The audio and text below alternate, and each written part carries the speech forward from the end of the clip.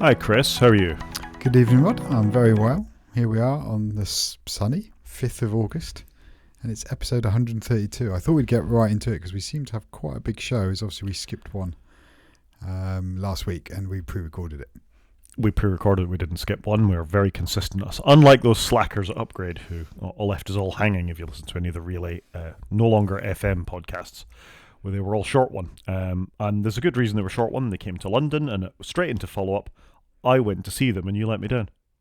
I did let you down because my family booked a holiday abroad and I attended that for 10 days instead, which I'm a little gutted about. I generally wanted to come and see the Relay event for their 10-year anniversary, and it would have been cool to have gone with you because I don't think we've never been together, so that would have been pretty ace to do. So we'll have to find something else to do instead.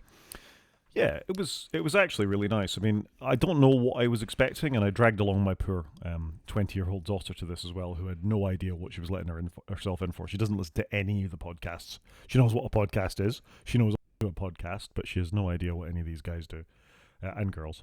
So I really didn't know what I was getting into. Was it going to be some super nerdy thing involving whatever? But it was fairly inoffensive in many ways. There were hosts a number of Relay podcasts.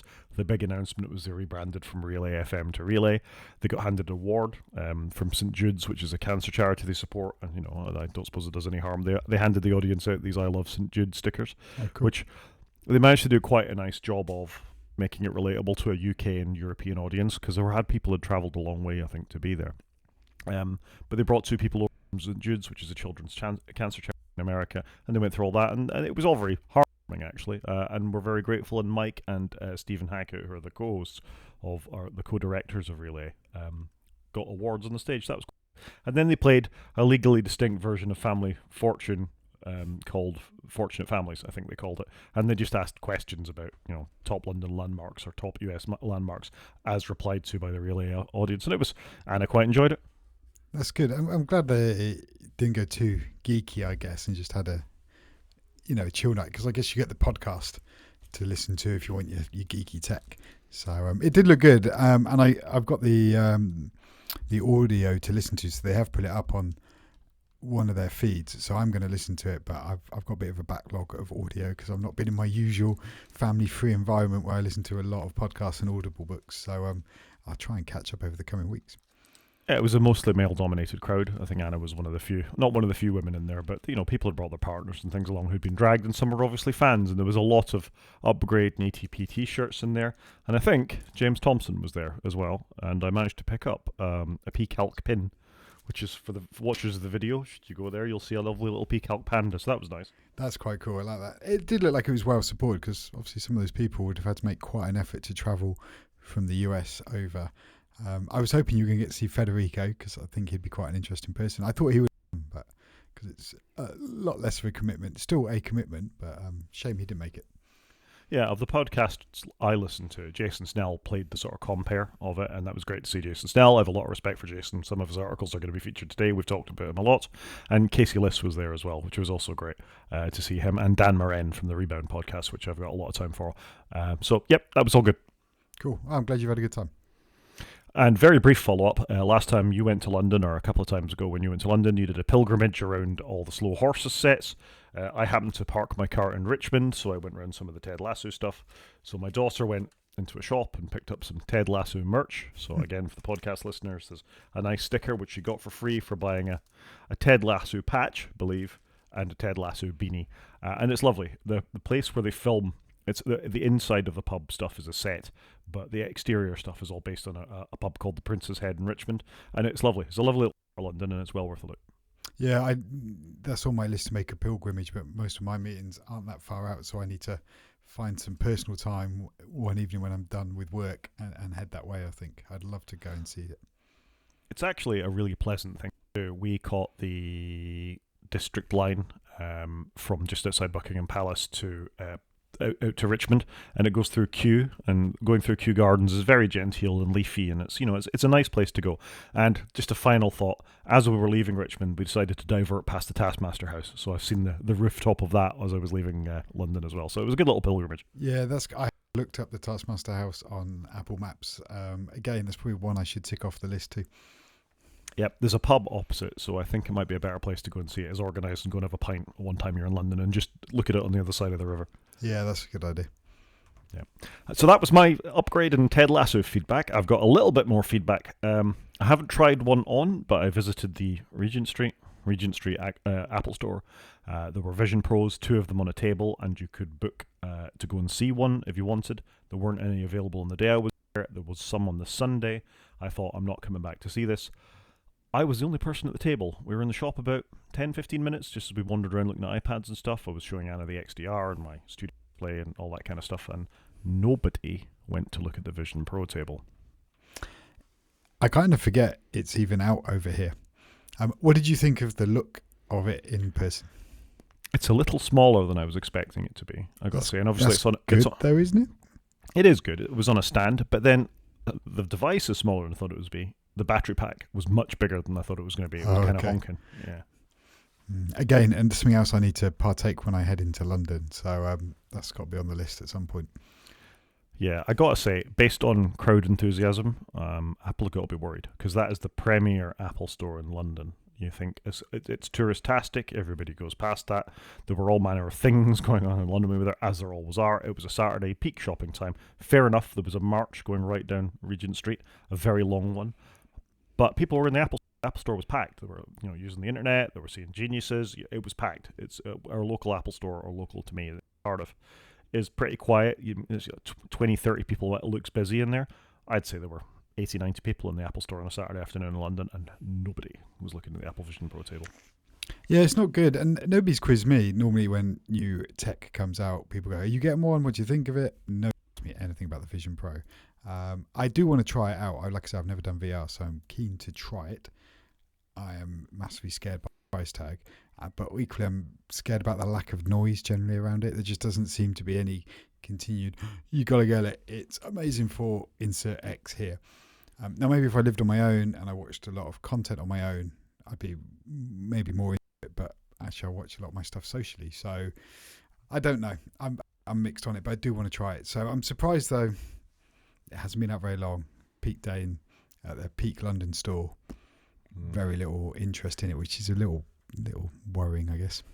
Well, we shall see. It may still be slightly early doors, and they might be treating this as basically a posh developer beta, but there we go. Anyway, as you said, packed show. Let's crack on and move on to our next story. And this is interesting, but very rapid follow-up. I think in the show before last, we commented on Elon Musk was going to give a load of money. We went to Snopes.com to fact-check it. He was going to give roughly $40 million a month as a pledge to Trump. He's backed away from that now, saying he doesn't believe in any cults of personality, and he's not going to give him that money, so I'm sure that won't please Donald Trump. I hate talking about both these people. I think I'm just going to leave it at that. Yeah, that's fine with me. We can move on. Second quick piece of follow-up is Apple advertising has dropped the ball again.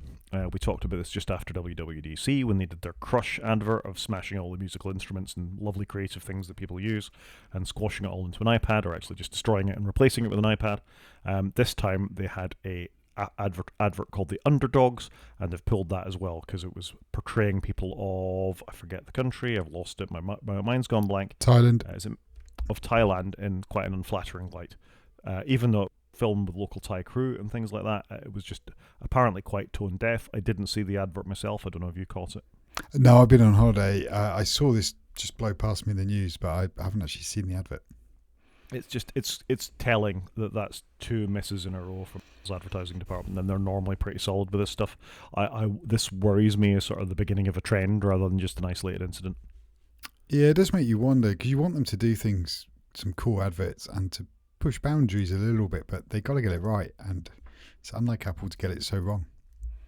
It is interesting for a company we follow so closely that neither of us watched the advert because it had been out for a while. Do we just not get served these things? Obviously, I don't look for them, but my YouTube algorithm is quite good at surfacing this kind of stuff. I didn't see it.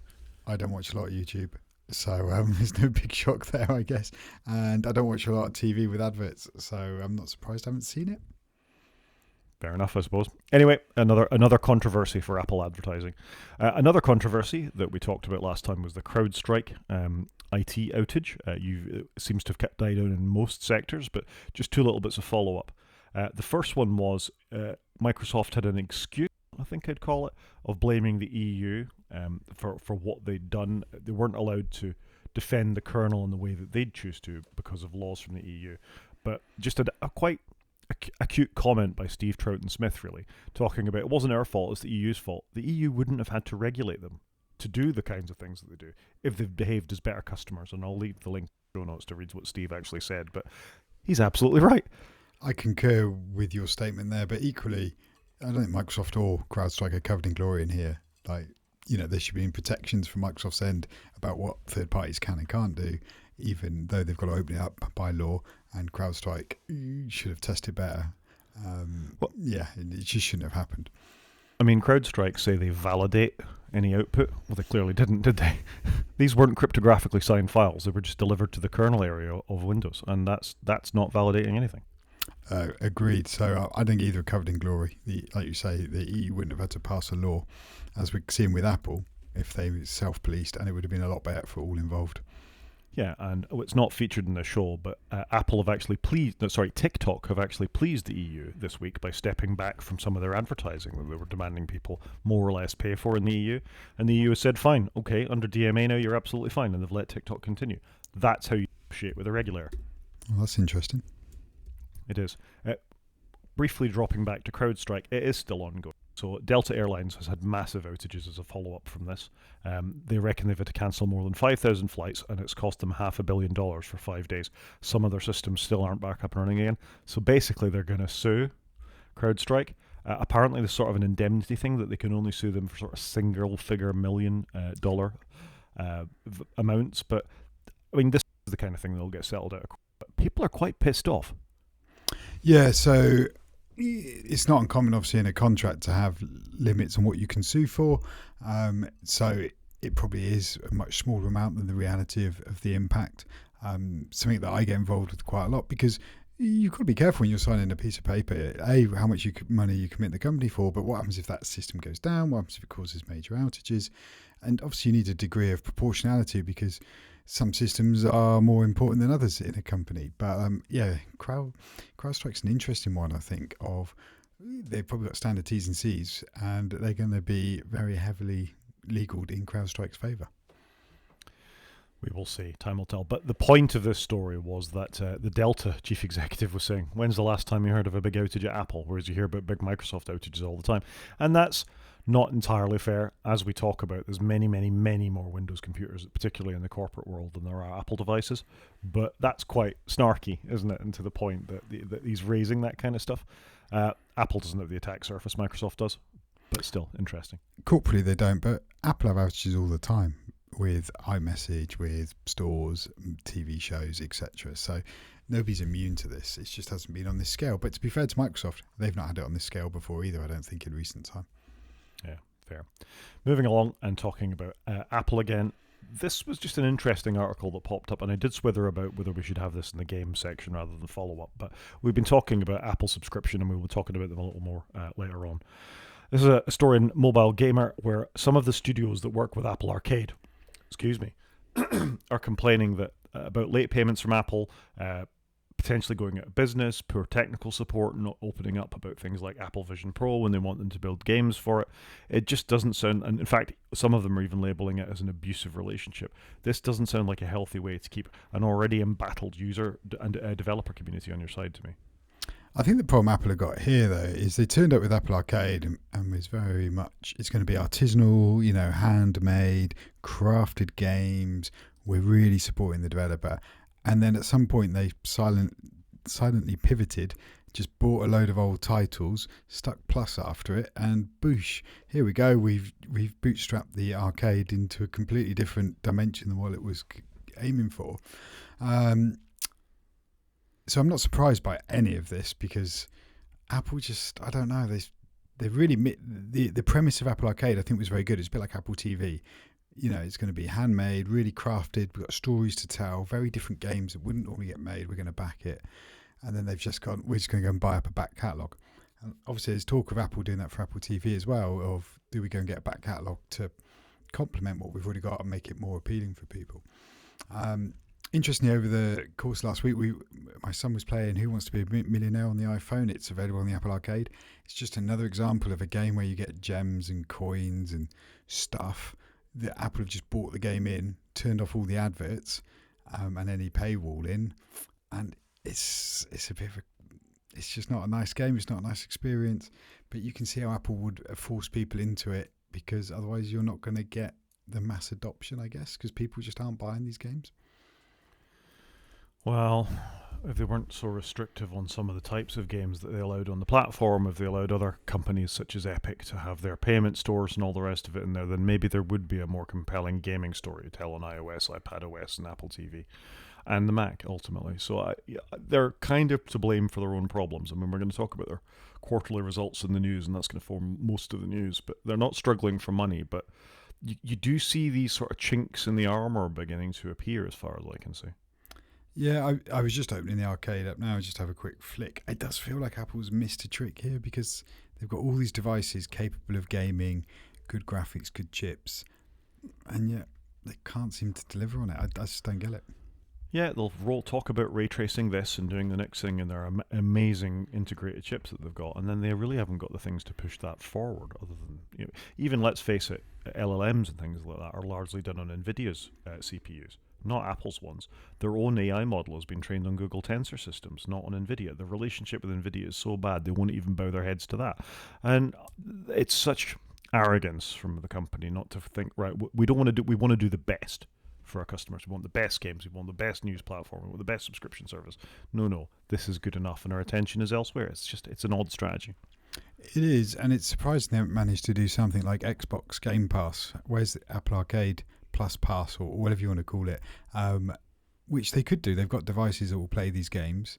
Why don't they go and get a bunch of good games from maybe not this year, but from a couple of years ago, and bring those together, but get some AAA titles on there? But I think this story is that AAA developers will stand for Apple's nonsense. Yeah. This is where they've got to change, and this goes back probably to our previous point of maybe they need some new leadership at the top. They really do, because of course they get the odd Assassin's Creed or the odd Death Stranding on the platform, and then they walk away from it and they don't support the developers, and they never see follow up to that, do you? No Man's Sky may still not be available for Apple via the App Store. I suspect you still need to go to Steam, or maybe it is actually in the App Store now. I might check that when you're telling us about the next story. Yeah, I don't know about No Man's Sky. I remember seeing it and thinking I might give it a go, but then I think it's passed me by. The next story, though, is we're back onto Intel. And we've got two things, I think, on Intel. One, we've obviously got the ongoing chip problem for their 13th and 14th gen CPUs, where if it's got damage, it is permanent, which is obviously not good. Intel don't seem to be dealing with it in a very good way. They're not offering any recalls. They're not pausing production. There's so many things they could do. You know what I mean? They could pause production, identify the problem, stop the problem getting worse by, recalling what they can that hasn't been sold, offering swap outs, etc. In America, there's always the story of Tylenol, which was you probably know more about this than me, being from a medical background, but it was a medicine, back in the 80s, I'm going to say, I think, that was released. There was a batch that had did it have something bad in it, some bad chemicals in it, and then what they did was they recalled everything. Tylenol recalled everything, and then they destroyed it all and started again, in essence, and that saved the brand, saved their reputation. Hopefully I got most of that story correct, and that's used as a textbook business studies case study, because it's how you should deal with it. This is the best way to deal with it. Maintain your brand and do the right thing and show you're doing the right thing. Whereas Intel have looked at that and gone, nah, let's do the opposite. The opposite was good for us. We just do the cheap solution. But conversely, I wonder if it's linked, because they've also announced this week they're letting 15,000 employees go, which is a mind-boggling number. There's a lot of people. What's going to be left Intel at the end of the day? Well, you and I have been talking on this podcast for over 2 years now, saying how Apple has eaten their lunch in terms of the ARM CPUs. We talk about things like the Raspberry Pi come along on with ARM CPUs, and then you see Windows supporting ARM very heavily in their Copilot Plus PCs. AMD at least have a graphics card side of it as well, so some of this large language model AI stuff can be generated and things. Intel don't have an answer for this. No, they don't at all. But it's kind of played out in slow motion, hasn't it? Like, you could see it for a long time. Apple were going to do their own CPUs, They then announced it as a surprise to nobody. But yet here we are, 3 years later after Apple released their own CPUs, 6 months after Microsoft have done it, and Intel have gone, oh, we need to do something now and have a reaction. But it's like, you could have had this reaction a few years ago and pivoted, but you haven't. It's really frustrating. This has happened before. I remember when AMD chips came along the first time, Intel had lost their way a little bit, and they went and restructured because they saw that it was two competitors. It wasn't just AMD. There was another one, Cyrix, something like that. Cyrix rings a bell. Something like that came along and were making x86 compatible chips that were eating Intel's lunch. They were faster than them. They were more performant, more energy efficient. Not that we cared so much about that back then, but they were there and people were buying them. I remember seeing quite a few of them in the NHS when I was working there. Intel went back. They came up with a post-Pentium lineup. I think it was the i5 generation of chips, i3, i5, a7 as was, from an Israeli design firm, and they absolutely they skyrocketed again. They dominated the market until the latest generation of AMD Ryzen chips. You just bought Intel chips. Whereas now, imagine having spent a large amount of money on the most performant Intel chips for your gaming PC or your server or what else, and they're self-destructing. Now Intel will have to honor that and replace them under warranty, but are they just replacing them with more dodgy chips? That is the problem, isn't it? It was Cyrix that is the company we were talking about, and yeah. So are Intel going to replace them, like you said, with more dodgy chips, or are you going to go, you know what, I'm going to go AMD next time, and just you vote with your feet, don't you? So it is worrying. Like I said, they're letting 15,000 employees go, which is huge. So it does make you question what's going on over there. But you got to think there's going to be swings to AMD. There's going to be swings to Linux and Mac OS based on CrowdStrike. There's all these firings in the gaming community as well. It seems like a hard time to be in tech.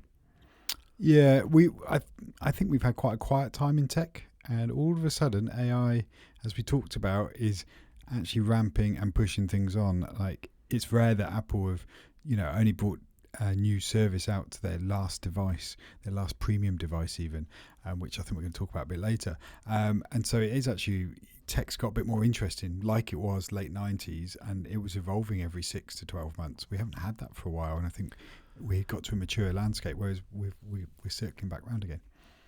I worry it's another Web 2.0 bubble, though. I think the AI thing hasn't got that many legs at the moment. I don't disagree with that statement. I'm sure we can pick that up when we give Apple Intelligence a brief review. Yeah, let's talk about that in a minute. So I think that's it. Should we move on to the news? Yeah, let's get into the news. So we don't have many stories in the news. There's lots we could have talked about. We've tried to be selective, given the fact that we don't want it to be a 2-hour podcast particularly, and there's sort of more important things to pick up. So probably the biggest thing that happened while you were on holiday, Chris, was the Apple quarterly earnings report, which we normally go into a huge amount of detail on, but we'll just give a summary this time and have some thoughts about it, yeah? Yeah, the iPad is back. That's all we've got to take away from this.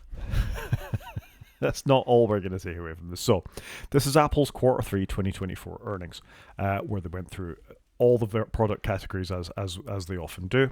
This is their best third quarter in history, I think. But the iPad's back, so that's what you expect. I'm going to talk about the iPad, don't worry. So total revenue was $85.78 billion, up 4.8% year over year. That's a lot of money. Their net income was $21.45 billion, up 7%, almost 8%. The iPhone is down 0.94% year over year. So it still made $39.3 billion, but down over what it would be over the quarter 3 last year. That's no biggie though, is it? That's just like a rounding problem for them. Well, it's still down, and the iPhone has always grown.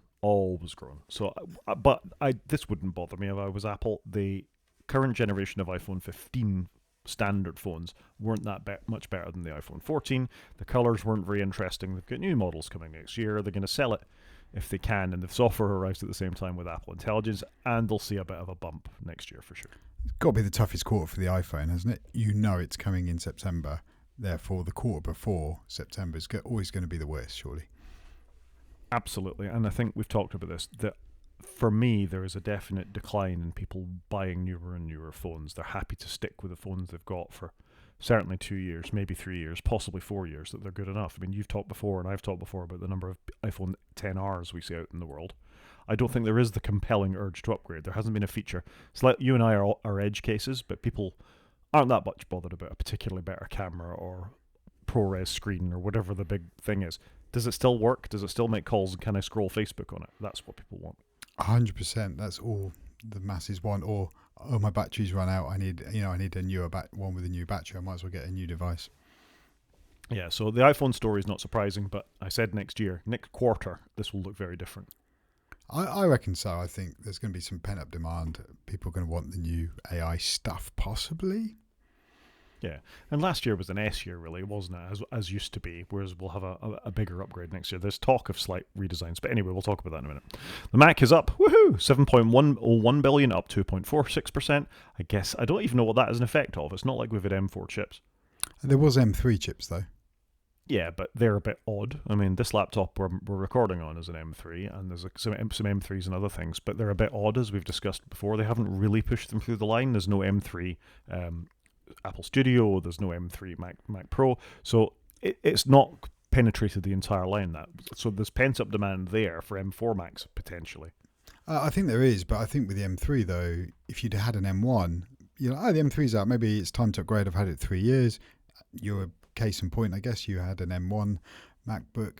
There's probably a little bit of upgrade cycle there. I think a lot of people that have got the M3 are probably like, oh, I should have waited for the M4, because it feels like the M3 is going to be massively short-lived for whatever reason.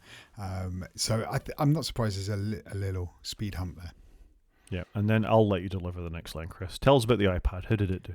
So the iPad is up 23.6%, which is huge. But there's two big factors here. One, nothing got released last year, so the baseline of comparing year over year was probably even lower than it would normally be last year, because it just did literally nothing to the iPad other than in September or October release a USB-C pencil. That's literally all the iPad got last year. And then obviously this year they brought out the Air and the Pros, so the M2 Airs and the M4 Pros, and they're not cheap devices, so obviously that's driven it up. So you had a lower baseline last year, much higher baseline this year by updating all the high-end iPads, and obviously I was part of that. I blew over £2,000 on an iPad, which I do love dearly. I am very nervous now when I take it out and about, because I'm more than consciously aware of how much it costs. Like, it's the most expensive laptop I think I've ever bought. So I'm not surprised it's up so much, but that won't persist. It will settle back down again. But there was massive pent-up demand with 2 years worth of updates needed. You analysed that perfectly. That's exactly what I was going to say. I got to say, there was need, good effort. Wearables, home and accessories were down 2.26% year over year, and services were up again. 24.21 billion, 14% year over year. You scooted past wearables a bit quick, considering it's the quarter where Vision Pro came out, and that is a wearable, and it's an expensive wearable. It's not a good reflection, is it? Obviously, everybody's got the Apple TV. There's no new HomePods. There's no new watches. But you'd have thought Vision Pro would have boosted wearables a little bit, but it's actually down. I mean, it is still 8.10 billion, which is not a small business. I think if you were running any one of these product lines, you'd be very happy with that as your business. But it's interesting that the Vision Pro just seems to be bolstering the wearable line at the moment. Yeah, I mean, what drives wearables is probably AirPods as much as anything else. I suspect if we ever saw a pie chart of what made up the wearables thing, AirPods would be what absolutely consumed most of that. It doesn't surprise me Vision Pro's not in there. I don't think they've sold. I think the projection we heard was they were only going to sell like 450,000 or something was all they were expecting to sell, but hoping to sell sort of 700,000. I wonder how many they've actually sold versus how many were returned.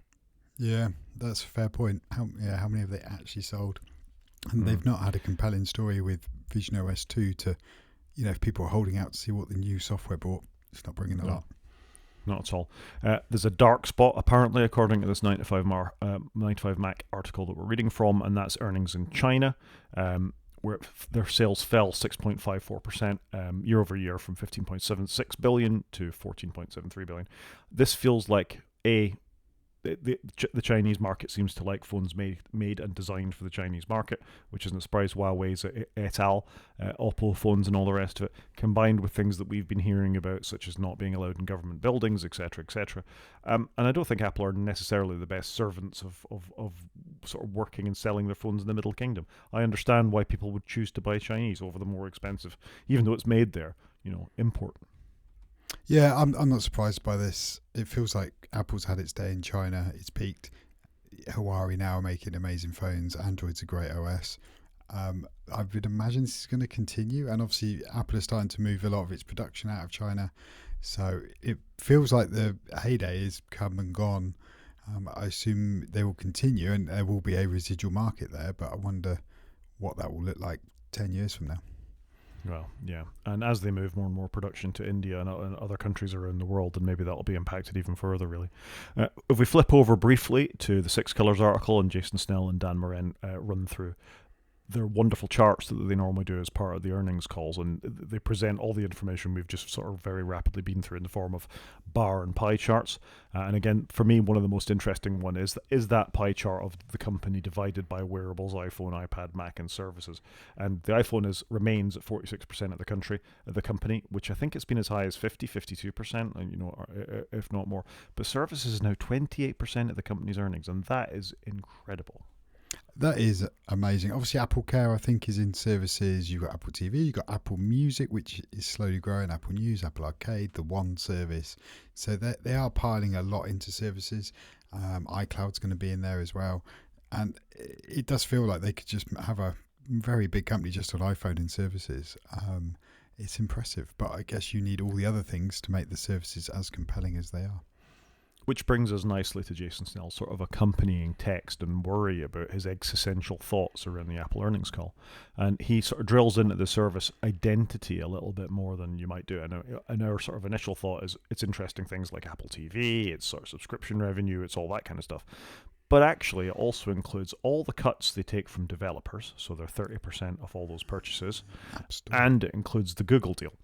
So that is the sort of slightly worrying thing about this is, oh, well done, the company's still growing, and Tim Cook will point to services as the fastest growing sector for Apple. But that's money they're making off other people, really.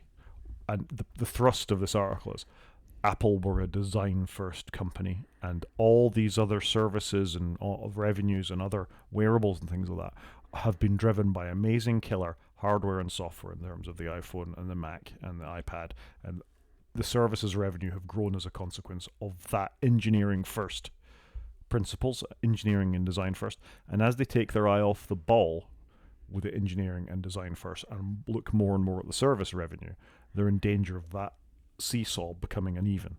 Whereas it's the services revenue that start to drive the company rather than the products.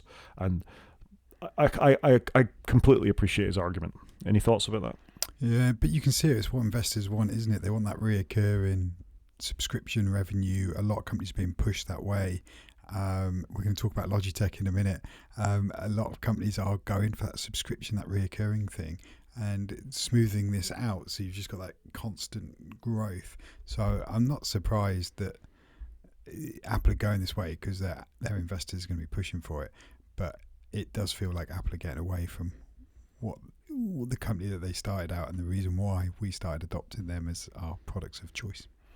Absolutely. I mean, our complaints have been higher than our praise, over the last possibly 6 months, really, when you look back at everything that's been going on with the EU and everything.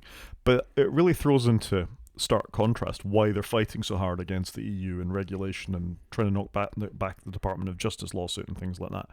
They see where their money is coming from. And it's quite easy. They have an installed base of suckers like us who quite cheerfully buy the next piece of hardware because it's what we're familiar with, because on balance it's still the highest quality, most privacy protecting OS, brackets maybe Linux for some of that you can reliably buy and operate yourself, to a certain quality standard. All these developers have got the highs of the early days of the iPhone, where they were selling lots of things, they were selling all their apps, they were making a living out of it, and that's being squashed down by the big companies, the Facebooks, the YouTubes, the Googles, and things like that.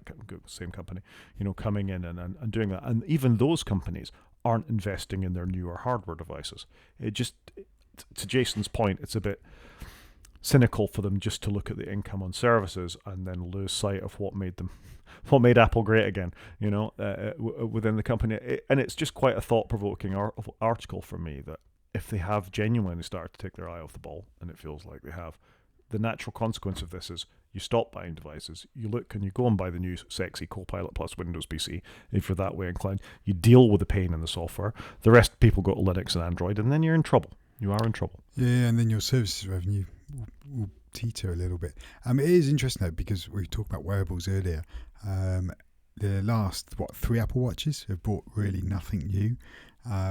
There's talk of what they're going to do with Vision Pro. HomePod's brought nothing new at all, really. Apple TV hasn't really done anything. Mac Mini's not changed since it's come out.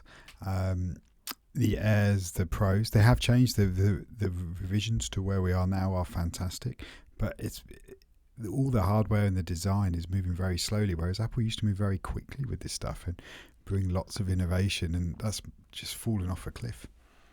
And you're quite right, even the chips, as we were just discussing before, M1 to M4, it's really not that big a performance difference between them.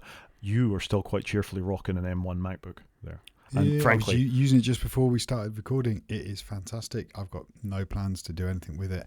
I was quite happy with my M1 iPad to a point. I really wanted a smaller iPad. That was where I had got to, but I couldn't buy it originally. And I was too frugal, I think, in the middle to do it. But you're right, the chips, they're so good. The baseline is so high.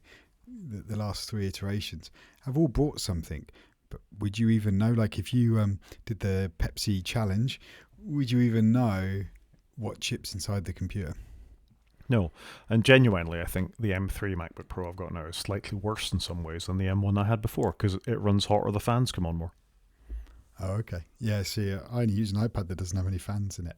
No, but my MacBook Pro M1 Max, it's a fantastic piece of kit. It's so solid. Like, it was not cheap, but fantastic. And I bought it when the M2s came out because I got it reduced. All of that is to say, we can identify with this existential challenge that the company may face. And it comes back to the comment you made in the follow-up section. It really feels like time for new leadership. Apple need to once again get in front of the puck, I think, a little bit. They're skating behind a little bit. They're chasing the market in terms of AI. More on that in a minute. They're chasing the market a little bit on... They're chasing the market and they're resting on their laurels. They're giving incremental upgrades to products that they used to push ahead with. Steve, we've said this before, and it's wrong to go back and say, what would Steve do? He's been dead a long time now, bless him. But he would take an axe to this line. He would cut all the dead wood out of it, whereas the strategy of current Apple is to keep selling 2 generations old device, 3 generations old device, just because you can still make a bit of money on it and offer an earlier product. The iPhone SE is a classic example for this for me. Why does that product exist? The Apple Watch SE, why does that product exist? They're substantially worse than the current generation products, and it's just to hit a price point, and that's really not very good. No, and Apple always used to have a nice clean product line. It was very easy to pick what you were going to get, whereas now you can buy the iPhone SE, the 13, the 14, the 15 and the 15 Pro. It's great with the Pro. They retire each year. Fantastic. We don't need 3 years worth of iPhones. Come on, Apple, clean it up. No, and if I'm buying a Mac, which version of the M series chip do I get? Do I need the bog standard one? Do I need an Ultra? Do I need a Max? How much RAM do I need? They're not selling me enough anyway, so there's an immediate $200 hit on that, as we've talked about before. The hard disks aren't big enough. There's an immediate $200. It's just nickel and diming. Anyway, we're degenerating into whinging. They've done a good job on this quarter, but I share Jason Snell's very well articulated concerns about Apple as a whole. But just briefly on the chips, though, when they brought out Apple chips, I thought, we're going to be really simple chips. And we haven't. We've got M3, M3 Pro, M3 Mac, Pro Max, M3 Ultra. 8 cores, 10 cores. How many cores do you want? I don't know. And it's actually made it more complicated, whereas it does feel like Apple need to do some pruning to go back to simplicity again. And then that chip is in your iPad. It is incredible hardware, your iPad. It's been incredible hardware for the last 3 or 4 generations, frankly. But that is an amazing chip in a beautiful screen, in a nice, light, thin device. It's an incredible thing. Hamstrung by the software that they've decided to put on it. Imagine they'd really pushed for... They're lovely devices. Chris is showing the device on his camera. They're lovely devices. That's not my complaint against iPads. My complaint against iPads is they sit there and they don't do the work I want to do on them. And that's fine. They do the work you want to do, and that's fine. But even you would think, I wish I could run this on it occasionally, or why doesn't it do that? And you do feel like it's like you're in a 3-legged race with your computer. You're tied to it a little bit, Yeah, well, why can't I have more than 4 apps open and blah, blah, blah? It goes on, doesn't it? So, yeah, completely agree. What's next? The Adobe mouse. Do you want to tell us about the Adobe mouse? The Adobe mouse or the So Logitech mouse? that's a preview for our next story after this one. Then. Let's talk about the Logitech mouse. So Logitech have been on the Decoder podcast, which I normally listen to, and I, as I said earlier, I haven't caught up on everything yet. But they're on about a subscription mouse. And this kind of goes back to what we were saying earlier. Investors want to see subscriptions. They also talked on the podcasts about Logitech's home, business really stalling, which I'm gutted about because I've got a Logitech home circle view camera on my shed. I've got a Logitech home doorbell. I've got a Logitech camera I'm talking to you now on. I've got loads of Logitech stuff. I really like the company, but I'm not sure I'm excited about where they're going. So they're talking about having a subscription mouse where you can basically pay a subscription, have a mouse forever. I'm not sure the world needs this. I'm sorry, I just don't understand it. Mice are fairly cheap. Do we need a subscription mouse? What you can do, replace it or write cleverer software with it? And it feels like Logitech are trying to do an Apple here and grow their services revenue. And it just feels dirty and distasteful, which I am gutted about because I think Logitech are a good third-party hardware manufacturer. They make good keyboards, good cameras. I don't necessarily agree with all the aesthetics they come out with, but on the whole, they generally have a pretty good range of equipment, and it works really well and it's reliable. And now they're going to chase subscription services revenue, which feels a bit icky to me. So this Forever mouse will, as you say, either be upgraded with little bits of hardware. Presumably, if you break it, they can send you another one or something like that. But I'm not entirely sure that's the case. But certainly with software, Logitech is the company that we're talking about giving you a dedicated Copilot button on your mouse, for example. And you had ChatGTP built into the driver. Yeah. So signs of scumminess appearing. Exactly for the reasons I'm going to say it again. It's the intensification of tech again, isn't it? You've got to always drive revenue. You've got to see subscription services, what Wall Street want to see. But they're saying, for example, here's a $200 mouse and you're going to pay a subscription on it. Sorry, I'm just going to use the cheap wired thing that came with the computer, frankly. Or mice don't wear out that frequently. I was an NHS IT guy. We changed computers a lot. We very rarely changed mice. And that's going back 20 plus years ago at this point. The old optical mice with 2 buttons and a scroll wheel on top of it, practically invincible. Keyboards would wear out, mice would not. Yeah, I don't disagree with that statement. I'm just disappointed because, like I say, I think Logitech have got a great little market. All right, they may not have the business growth that the investors want, but they've got a great business. Don't cock it up now. Yeah. Average price of a mouse or keyboard is $26 according to this article from Ars Technica. That's what most people are willing to spend on a mouse or a keyboard. Not many people want a fancy mouse. Fair enough, the Logitech MX series mice are great. I use a very fancy gaming mouse, but it was a bit 80 quid and it's 5 years old at this point, and I feel no desire to replace it. So they have got a good market. They make good, reliable hardware, but in the same way we just bemoaned Apple, they feel like they're chasing something that doesn't exist. Why can't they be content with flat growth or just very incremental growth based on making better products over time? That's still a good business. I'm with you. I've got about 3 Logitech mice in this house. Some I've given to my kids, but they're fantastic. They're really solid devices. They support multiple Bluetooth channels, which is largely why I have them, so I can have one mouse to use on 3 different devices. I think they're brilliant. It's frustrating to see it, but let's see whether it actually comes to fruition. Maybe this is how they test the market to get reaction. So a company, moving on, that we have decided really are quite scummy in lots of ways, and we've featured them in the podcast before, have been Adobe. Once the darling of the Mac designer market for tools like Photoshop and Premiere, and they've got quite a suite of tools, and they've even bought up companies like Macromedia for, what was it called? Design Weaver? Web Weaver? What was it called? Dreamweaver. They bought Macromedia, who made Dreamweaver back in the day to do sort of slightly easier coding of websites and things like that. They had a bit of a GUI for that. Wasn't the greatest thing. You could always do it by hand slightly better, but it did the job if you wanted to get your PHP site up and running. I think you and I are both guilty of having tried it out at some point. That's what got me going in the early days, before I learned to hand code. Anyway, Adobe bought all these things, they turned them into their products, or they killed them off because they could become competitors at some point, and they went from Creative Suite to Cloud Suite. Have I said that right? I think that's more or less the gist of it. We talked about them before, changing the terms and conditions, and lots of creatives getting very upset about it. We also said that the Federal Trade Commission in the United States was going to investigate them for the subscription pricing, but Adobe have themselves described their hidden cloud subscription fees as being like heroin. They know they've addicted these creatives to this, and there's no cheap way of getting out of it. No, we were discussing this at work. Sometimes when you buy a software platform, it's not the cost of buying the platform year on year.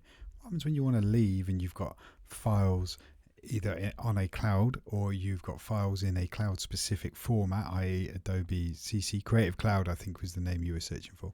And it's the exit cost is the thing you don't consider. Are you going to go through and export all your PSDs so that they're in a compatible format? Would you take all your PSDs, download them, and then hope that another piece of software you then buy can import them and read them okay? So there is an exit cost, which is a stealth cost. Yeah, and there's a lot of that in Adobe software. It's interesting. I do consume a lot more YouTube than you, and I watch what people make the videos and things with.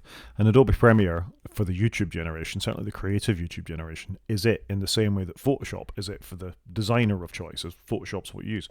In fact, Photoshop's entered the vernacular, hasn't it? You say something's been shopped or Photoshopped if you're not sure of the veracity of the image. And that's amazing marketing. They're like Kleenex, they're like a Hoover. They're a brand that's become, you Google it, they're a brand that has that sort of level of cachet. But once again, it doesn't take much of this kind of behavior for people to start seeking alternatives to them. And in the Affinity Suite, you've got good alternatives. In DaVinci Resolve, you've got a good alternative.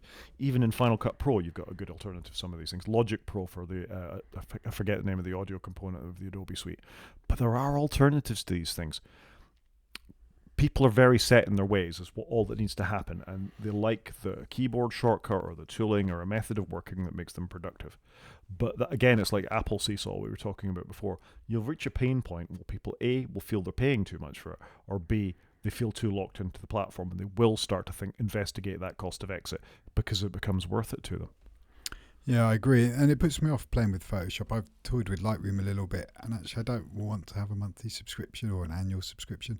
I'm happy to buy software. I'd rather buy it outright, on the App Store for, I think it's normally like about a 4-year cost, and then you own it forever is what they say. Obviously, the software may not exist in 4 years' time, and that is a risk. But I do try and support software that way. But I don't want a monthly subscription. I'm sorry. I begrudge having to pay Apple Music. I'd rather pay annually, I think, and just have one bill, get it done, and move on. So it does put me off it, but I do buy things like Pixelmator and Photomator. I do worry for them, though, that they don't charge me enough. Because it's either on sale and you pay once for 5 years and then you have to pay again. Whereas you need to find the right balance. And I think Adobe's too far one way on it, if I'm being honest. Yeah, and the exit fees are hard too. On that note, I do wish Apple would let me be a little more customizable about what services are paid for. I don't want News Plus. I don't want, there's bits of it I would choose not to have. Apple Arcade, for example. Should we talk about our last story? Last story. So iPhone 16 colors. Woo! This is worth featuring, I think. And let's face it, the leaks at this time are normally not bad when they're coming along for what's happening. And basically, Apple have brought colors back to the standard iPhones, yeah? They brought colours back, and I was just trying to look at the picture to see, is that the capture button we've been hearing about? On the pink one, you can slightly see it. But the colours we are seeing in front of us are white, probably very similar to the iPhone I've got. I don't know how that will come out on the web feed. Black, a very nice looking blue, if I'm being honest, which I think they've done before on the XR. They used to do a blue similar to that. A green, tealy sort of green, and then pink. These colours look great. They're not washed out. They look way better than the 15s that we've got today. So I hope that comes to fruition. They've also tweaked the camera arrangement. Rather than being on the diagonal, it's now back to being vertical, so they can do spatial photos and I guess video. And then the flash isn't part of the camera sticky outy bit. It's now just off to the side. I think these look great. I do wish Apple would put the cameras in the middle of the phone. I get it's now an iconic design. If the camera's on the top left, it's Apple. But I wish they'd move it to the middle. I think it would look much better balanced. There's lots of Android phones with the cameras off to the left as well. I don't think it's that iconic. I mean, it is easy to tell an iPhone, particularly if it's a Pro model with the arrangement of the lenses. So I kind of get that. Yeah, I mean, it's totally a thing. I'm just glad these colours are bolder again. In the Apple Store, I was looking across at the iPhone tables, and I couldn't tell which colour was which from any sort of distance. They're all just tilted back against each other, and they're just all this a washed-out sequence of slightly tinted whites. Yeah, no, these look great. I hope they release that. Release that, please. Yeah. Thank you very much. And the Pro models, which I haven't included the link to, but are basically the same as this year, but the titanium, natural titanium, is a little bit darker. That's it. Yeah, I was looking at that because I wouldn't mind I might get a new phone, I may not. And I thought, would I get a different colour? I've had white for a couple of years now. I like the white. But I looked at them and thought, actually, I don't know which I would get out of those three. They do I want grey, black or white? It's like, why can't we have some colour on the Pros as well? So a bit disappointing. It is a bit disappointing. Come on, Apple, give us a few. I got to say, I'm not going to buy a phone this year, I don't think. But if I did, I'd be seriously casting a side eye at some of the Samsung foldables. Yeah, I can see that. Maybe if the company I worked for supported it, I would be there. But they don't. But I know my children are eyeing up my phone and my wife's phone as hand-me-downs. So I've got to think about feeding the family. If only you knew the guy in charge of IT at your company who could do something about that policy. But anyway, moving on. Should we do some media? Let's do some media because I'm assuming you've watched more than me. I have watched a couple of things actually. As the last show we did, I'm feeling quite good about my trying to settle down and watch some media. So I have been A, to the cinema, and B, made an effort to watch a film that I've been wanting to watch for a very long time. The first one is called Civil War. It's an Alex Garland film from A24. I have an awful lot of time for Alex Garland. He's a British creative. I sort of first came across him for the Dread film, which is in my top 2 favourite films of all time. He did A, justice to the character, B, told a really compelling story as well. Even if you're not a comic book / science fiction fan, I think he really painted a dystopian world very, very well. This is where the law is going to go, potentially, the fascism inherent in that and all the things, and brought a really good spin on it. And it's got Karl Urban in it. I've got a lot of time for Karl Urban. Anyway, he's always a creator and a director and a writer worth paying attention to. He did Ex Machina. He has done the Deus TV show, which is well worth a watch with Nick Offerman. If you haven't seen that, it sort of portrays a Facebook / Apple creative genius and the sort of company around that. I think it's available on iPlayer. It's certainly worth a watch. He did Annihilation with Natalie Portman, a really interesting science fiction film that was on Netflix. Very, very interesting writer. Anyway, he's released a film earlier this year called Civil War. It's set in a slightly fictionalized United States in the very near future, where there is a Trumpian-style president who is about to go to his 3rd term of office, and the states that have declared war against him, and just some journalists following this putative civil war within the United States. I've put the link in the Rotten Tomatoes, and you can look at the percentage scores yourself. It's not massively highly scoring, but it is an interesting film. It's very well acted, very striking visuals, as is often the case with Alex Garland's work. And it's a thought-provoking film and might be worth a watch. One, I can't believe you didn't mention The Beach, because obviously he wrote the book The Beach, the film with the guy in it that's in every film. What's his name? Leonardo DiCaprio, thank you. And I actually enjoyed quite a few of Alex Garland's books. I've read a couple of them. He's, considering he's an author, a director, he's done quite a bit of stuff. Civil War, I must confess, I did come across this on the iTunes store or the Apple TV store, because I think it's in cinemas, but you can also buy it. It actually looked quite an interesting film, but I just haven't had a chance to turn on the telly and actually watch something new. And it's good to see Kirsten Dunst back, because I haven't seen her in a film for ages. And she's very, very good in it, I gotta say. The cast give their all. It's a very, like I say, it's not the greatest film I've ever seen, but if I compare it to some of the things I've watched recently, it's quite compelling, and I went away actually thinking about it for a little while afterwards, which is always a good feature. Did you know Kirsten Dunst is married to the Matt Damon lookalike who appears in loads of films? Matt Damon. Jesse Plemons. Yeah. Always plays a bad guy, Jesse Plemons. I'm just trying to think, is that statement correct? I think you might be right. He didn't play a bad guy in Killers of the Flower Moon. He played an FBI agent, and he was semi good in that. But certainly in his Dark Mirror episode, his Star Trek Dark Mirror episode, and a couple of other things I've seen him in, he's almost always a bad guy. Yeah, I wouldn't disagree. I think he's quite good, actually. I quite like him. Anyway, so there you go. Tidbit. Good actor. Second thing, I went to the cinema. I watched Deadpool and Wolverine. I had a blast. 2 thumbs up? Both thumbs up. The audience score on Rotten Tomatoes is 96%, I think, for Deadpool and Wolverine. The critics one is less so, but that's what you'd expect for a big, dumb superhero film. I'd say it's not as dumb as some. The cameos in it are fantastic. If you're at all a Marvel fan, or an X-Men fan, or a Blade fan from back in the day, Absolutely worth a watch. Okay, I do want to watch Deadpool and Wolverine. So once that's out on iTunes, I will be picking that up, I think. I would have thought it would come at Disney first. Or Disney. I'm alright with that. I can watch it on Disney. I've got Disney for the year. This is a light spoiler. There's a Welsh Deadpool in it.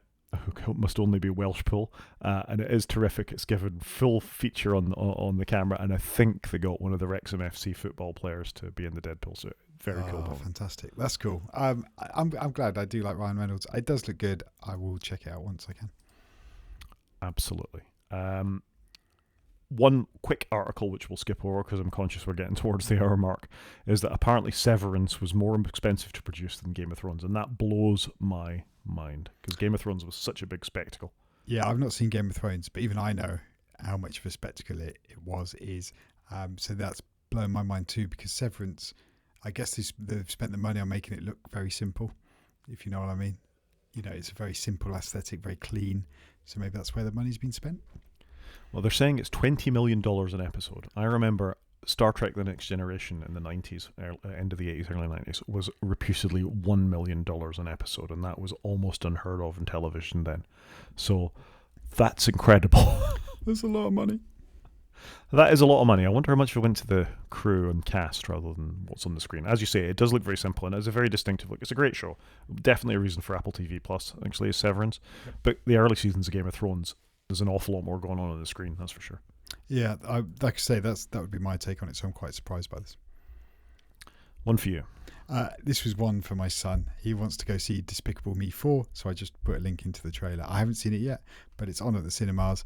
I'm sure we're going to go check it out. I love going to the cinema, even if it's just to watch a kids' film. So that's my plan for later in the week. Fair enough. Do some game stuff? Yeah, let's do it. I've been away from all games, so over to you. I'm not going to go into this in massive detail, as has become our game section is turning into an appendix at the moment, and that it's sort of withering because it's not getting exercised. But there's a couple of stories. The first one was that the Xbox console is reputedly cratering in profitability with a 42% revenue drop. This sort of aligns quite well with the story we featured 2 weeks ago about Xbox jacking their prices up a little bit for the Games Pass. Yeah, I mean, obviously all that money Microsoft are spending in it isn't going very, very well, and Xbox sales peaked in 2022. We're 2 years on, we're post-pandemic. Clearly that offering isn't as strong as it could be, despite you and I recommending it as one of our gaming console of the year last year. Was it the Steam Deck last year? Maybe it was the year before. Yeah, this is a problem for Microsoft. Yeah, but do you not think that everybody's got an Xbox and a PlayStation? I know I bought a second one not long ago. Do you not think that everybody's got what they want now? Yeah, but you want to keep the monthly subscription going to play your whatever, don't you? True. It depends, though. If you're all playing Fortnite, you don't need the subscription. That's a fact. I mean, I've got a little bit of follow-up on this myself, actually, in that I'll move it up a little bit. I had to re-up my Xbox Games Pass. I haven't paid for it in about 7 months. My youngest daughter decided she wanted to play Fortnite with her friends. Not Fortnite, Minecraft with her friends. I couldn't get it working. Both consoles, which had been sitting on standby, they weren't off, so that was bad as well on me. I'm killing the planet, but I'm a one-man killing the planet. Neither of them had updated in their sleep. Both of them had signed me out. Both of them wanted me to sign into Microsoft Edge to reactivate my account. I have no computers that run Microsoft Edge, and I will not download it. I eventually managed to get the console to do it, and I'm on a 14-day pay £1 before it goes up to full price. Full price, I think, is now 20-something quid or something like that. It's quite a lot of money for the monthly subscription. So she goes to university next month, and I will immediately cancel the subscription. So I'm only going to pay 1 month of it. As part of the Xbox Game Pass, we talked about it last time, Modern Warfare 3, Call of Duty was in there as just part of the thing. So that is an £80 game with whatever, horse armor upgrades that you can buy per month that Microsoft has just chucked into the store. And even with that, AAA, everybody buys a console to play a game. They're having sales problems like this. I think this is a massive problem for Microsoft, given the amount of money they've invested in gaming and gaming studios. Yeah, how are they going to claw back the insert squillions of dollars here to buy Blizzard, Activision, if they're not selling all these games passes? I do wonder whether they've cut off their nose to spite their face a little bit of doing the Game Pass thing and actually realised it's not a sustainable business. But then I think the same with Gran Turismo, as I've talked many times. I paid about £78 for it, and they keep updating it 2 years later, and I'm still playing it. But again, I feel like I should give them some money because I'm not paying for anything. But obviously, they must be making it work. Well, there's microtransactions in it. Don't forget that. People, you can buy in-game currency to buy your cars. You don't, but people can. Well, for me, the challenge is I've got to earn it. Yeah, you like the grind. Yeah, I like the grind. And once you start paying for it, it's a slippery slope. But not everybody does like the grind. They want to get the cool new horse armor. They want a different skin. They want a different paint job. Whatever the game mechanic is that makes you spend that little microtransaction. And I think a lot of developers, publishers, were living on the microtransactions, the loot boxes, the season pass, all that kind of stuff. And the game, that's why there's so many freeware games come out these days, is because they want you to go into the Games Pass. And it doesn't seem so bad. It's 14 quid every 6 weeks or something like that. That's not so bad. But then a year down the line, you spend an awful lot of money on a free game. And I think Fortnite, which we're about to speak about in our next story, is the perfect example of that. Kids are hooked. 100%. My son has come back from holiday. Can I play Fortnite? And he's playing with his mates, and they're all on it. They're all playing it, and they all want their V-Bucks. So they've nailed it. Yeah. And on that note, another thing they've nailed is that third-party iOS stores, which aren't called app stores, they're called app marketplaces, are going to allow Fortnite and Epic in there. So the Alt Store, which we've talked about a number of times on this show, is going to feature Fortnite as one of its third-party games that will be accessible now. Now, that's a stick in the eye for Apple. That's fantastic for Alt Store, though, isn't it? It's fantastic for Alt Store. It is really good. Like Alt Store, to be fair, they've done a good job there of getting ahead of it. It feels like it's going to be the preferential place to go, because what you don't want, I guess, is users having loads of different stores or marketplaces. So Alt Store does feel like it's going to capture that bit of the market.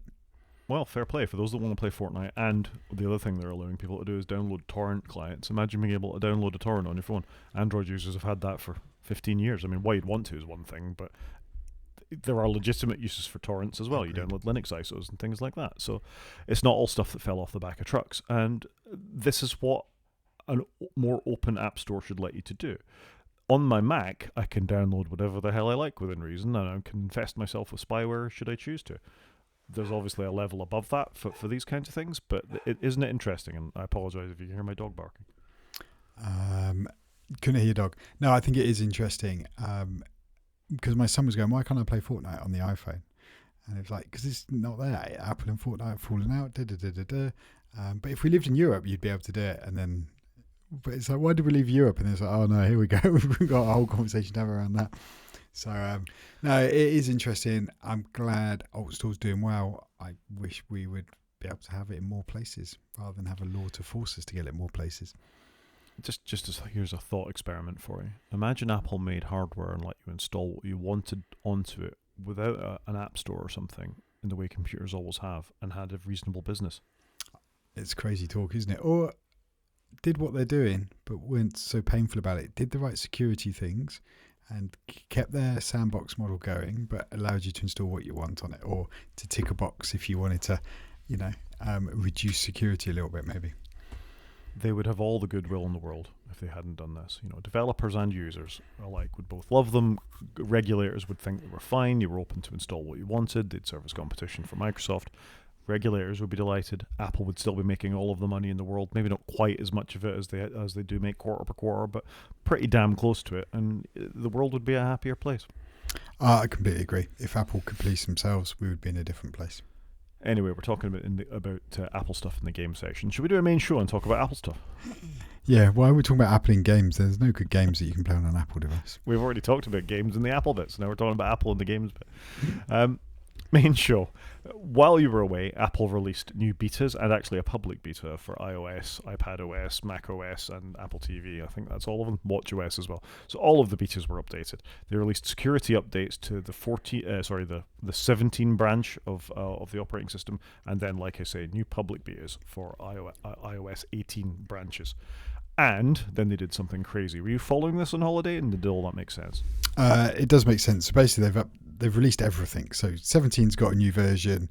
That's out for everybody to go and get. iOS 18 is now a public beta for everybody to go and get if they wanted to opt into it. I probably wouldn't rush just yet. And then they've also, for developers, brought out 18.1, which is basically the 18 beta, but with Apple Intelligence into it. And if you're in the US, you can turn it on and play with it. This is the first time aware of Apple splitting the developer betas.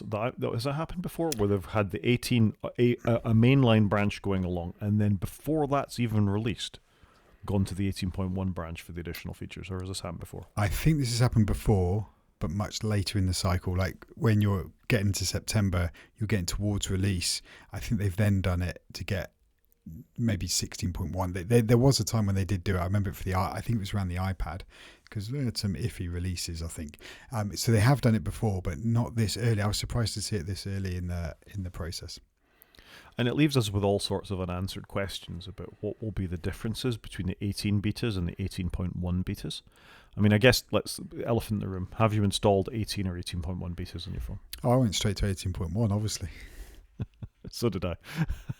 But what I don't know what that means. Does it mean we're back to having worse battery life again? Does it mean some things won't work that were working? Is it entirely just about differentiating Apple Intelligence from everything else? Or are there going to be software releases made in the 18 line that aren't in the 18.1 line, and vice versa? It's a very confusing situation to be in. I think it is confusing. Like I said, I think they've done it a lot earlier. I think from what I've read, the only real difference is Apple Intelligence. Oh, sorry, I was going to say Siri for a minute.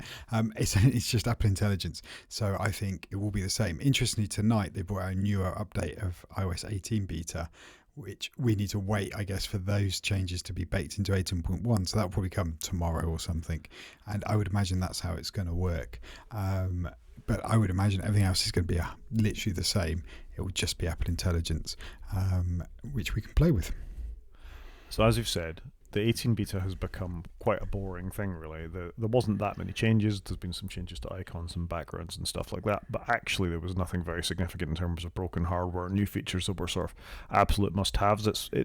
We've talked a couple of times, it's one of the most dull beta cycles we've been on, because all the cool stuff was going to be in the Apple Intelligence side of it.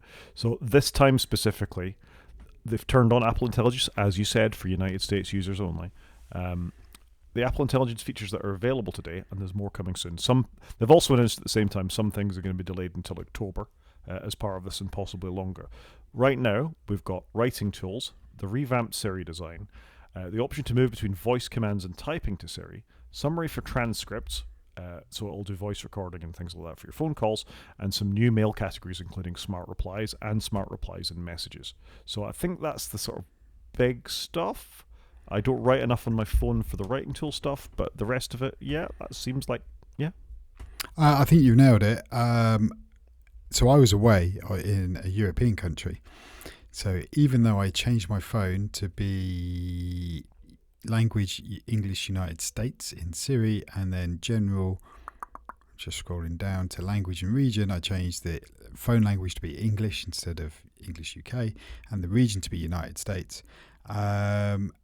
I couldn't get it to work, and it was only today back in the UK I could get it to work. So I wonder whether they've done some geofencing stuff for EU countries to go, even if you've set all these settings on your phone, you still can't have it. But anyway, I've turned it on. I had a quick play with it. I asked it a couple of quick questions. So it's my wedding anniversary today, so I said, "Hey Dingus, how long have I been married?" To my wife, and it went, "Your wife is 42 years old." And I was like, that wasn't quite the question I was asking. And then I asked, how is Great Britain doing in the Olympics? And it just sent me some Wikipedia links. So I can see why they haven't rebranded it from Siri, because it's still as good as Siri. It was the impression I've had. In Mail, when I tap on a mail, there's a summarize function at the top. And that's literally all I've seen with it, but I have only had it for half a day today. So you've probably had it longer. How did you go? Yeah, you jumped ahead a little bit there. I was still describing the features, but that's fine. We've managed to get it working in the UK. Go us. The last feature that I didn't talk about was there are some Apple Intelligence features built into Photos as well. You can now describe, as they did in WWDC, please show me all the pictures of my kids on the beach, aged between 2 and 5. You need to scroll down a little bit in the new redesigned Photos apps to see that, but that's there. Yeah. We're going to talk about what we can see. So I did the same sort of thing when it was released, and I said, of course I want to be on the 18.1 beta, and then I had to do all the opting into America to get everything to work. So I did the same as you. I've set my language to be English, my location to be United States.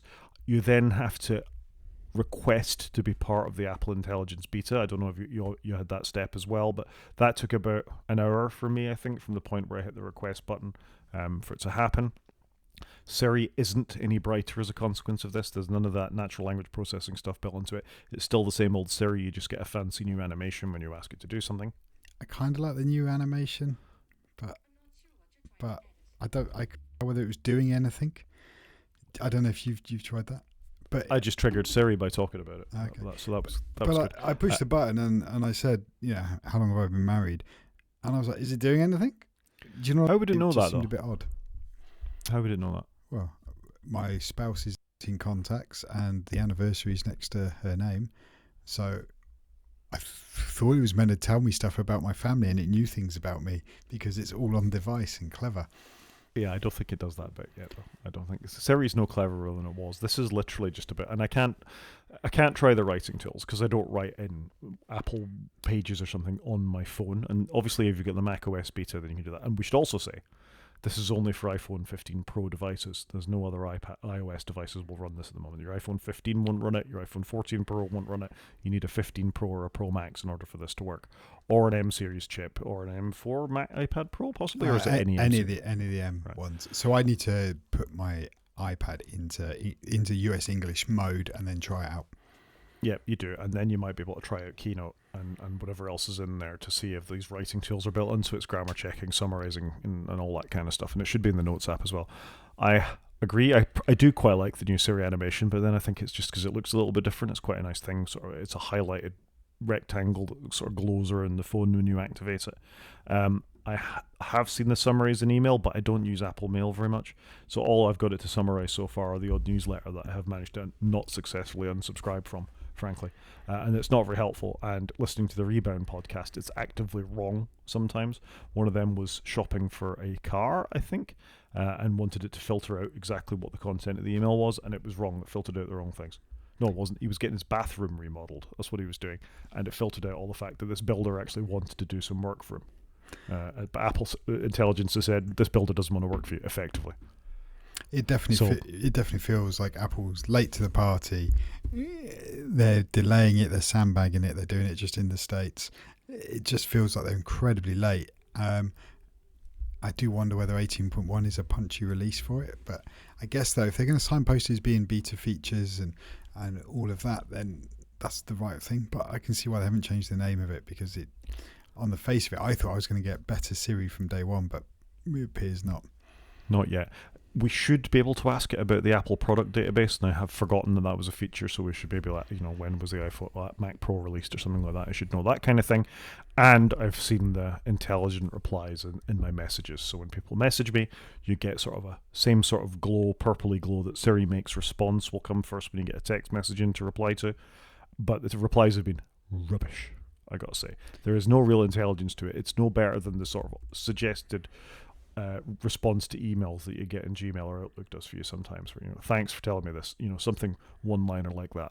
So far so unimpressive. I'm quite impressed we managed to get it working in the UK with a very, very simple hack of just setting your device to the United States. It's interesting you couldn't get it to work in the EU.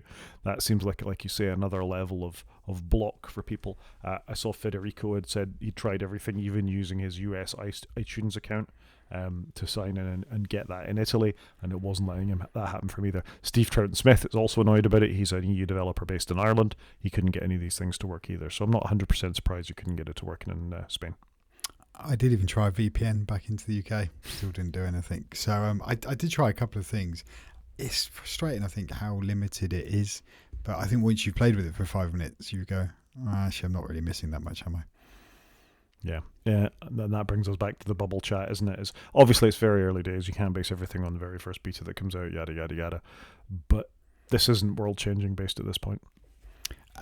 And I hate to be a bit of a downer on it, but I haven't found any AI for my personal job or what I do personally to actually be that revolutionary.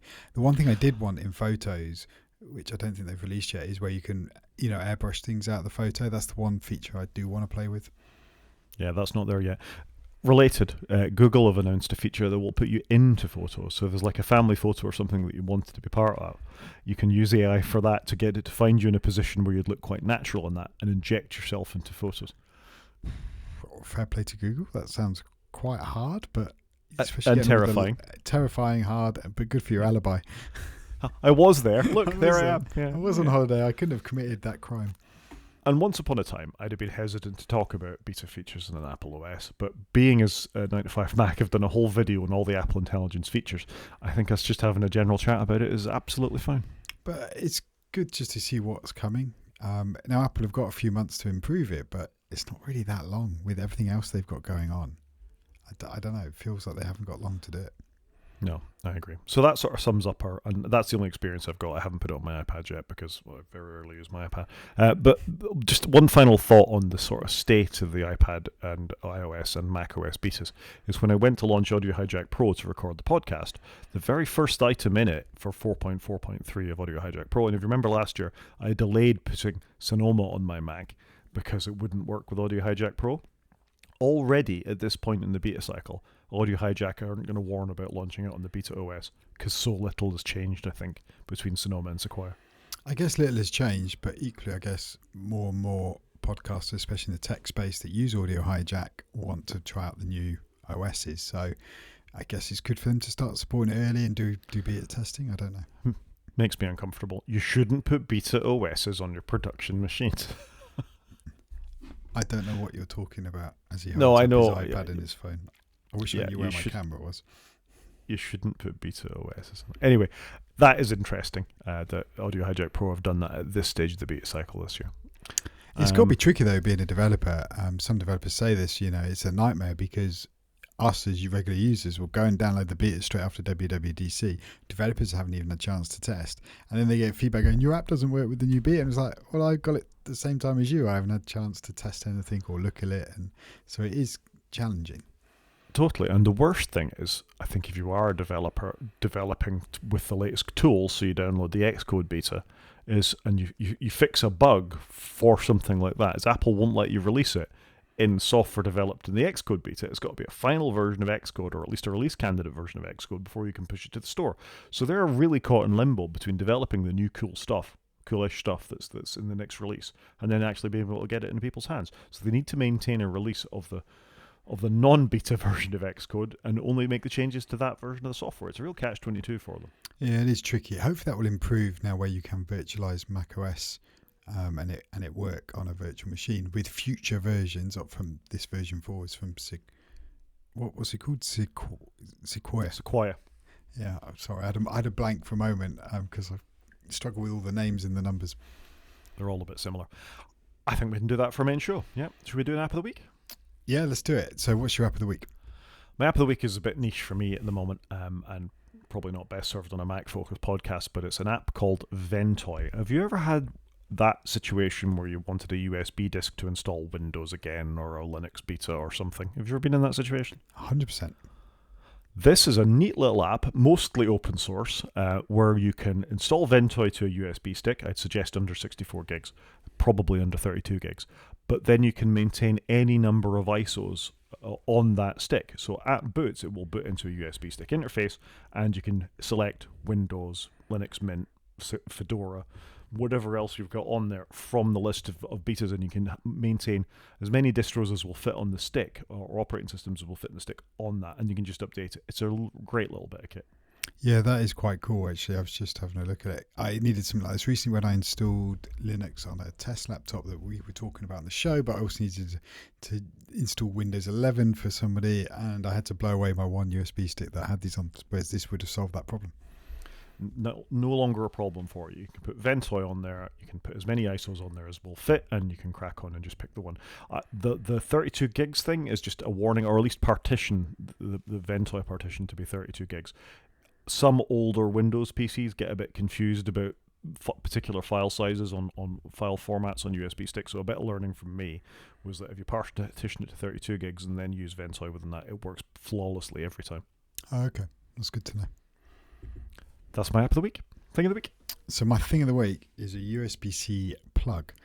So I'm going to hold it up to the camera. Where's my camera? There's my camera. So I've put a little USB-C plug in the bottom of my iPhone because I found since going to the USB-C iPhone, it seems to ingest a lot more fluff and lint and pocket dust and stuff.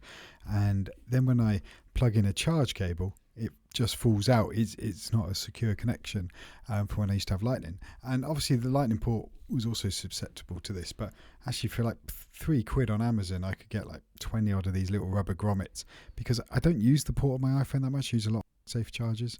And so I've put a little rubber grommet in it, and I'm the same on my AirPods, because again, I largely use MagSafe just to keep all the rubbish out of it. There you go.